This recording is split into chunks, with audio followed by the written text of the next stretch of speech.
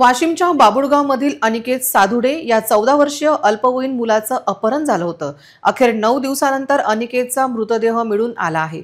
जुन्या वादातून 2 सख्ख्या मित्रांनी अनिकेतचा गळा दाबून हत्या केल्याचे उघड झाले असून प्रणय पद्मणे आणि शुभम इंगळे वय 20 असे या दोन्ही आरोपी मित्रांचे नाव आहे। वाशिमच्या अनसिंग हद्दीतील बाबुळगाव या गावातून अनिकेत साधुडे या 14 वर्षीय अल्पवयीन मुलाचं अपहरण झाल्याची घटना 13 मार्च रोजी समोर आली होती। या प्रकरणातील तक्रार दाखल होताच पोलिसांची वेगवेगळी पथके तयार करून तपास केला जात होतं। या अपहरणाबाबत अनेक शंका कुशंका व्यक्त केल्या जात होत्या।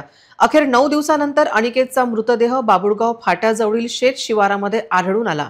दरम्यान 21 मार्च रोजी या प्रकरणात आधीपासूनच संशयित असलेले अनिकेतचे 2 मित्रांची कसून चौकशी केली जात असता मुख्य सूत्रधार प्रणयने शुभमच्या मदतीने जुन्या वादातून त्याच रात्री अनिकेतचा गळा दाबून हत्या केल्याची कबुली पोलिसांना दिली आहे।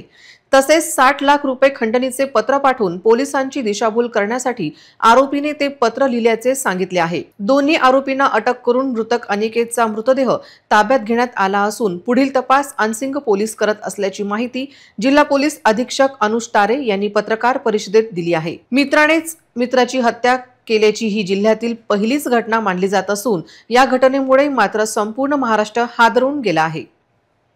25 रोजी अनसिंग पोलीस स्टेशनला अनिकेत साधुडे हा बाबुळगावचा 14 वर्षीय मुलगा अपहृत झाल्याची माहिती मिळालेली होती। त्यानंतर पोलिसांनी तपास सुरू केला आणि 9 दिवसांनंतर त्याची आज डेड बॉडी बाबुळगाव शेत शिवारात मिळालेली आहे।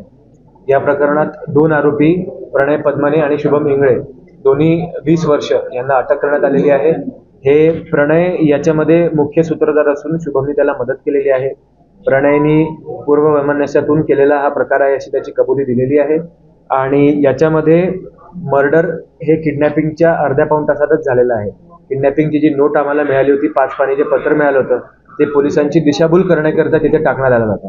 त्याच्यामुळे आज हा तपास आता उघड झालेला आहे, डिटेक्ट झालेला आहे आणि याच्यात आता पुढील तपास PI चोरे अनसिंग पोलीस स्टेशन हे स्वतः करतात। धन्यवाद।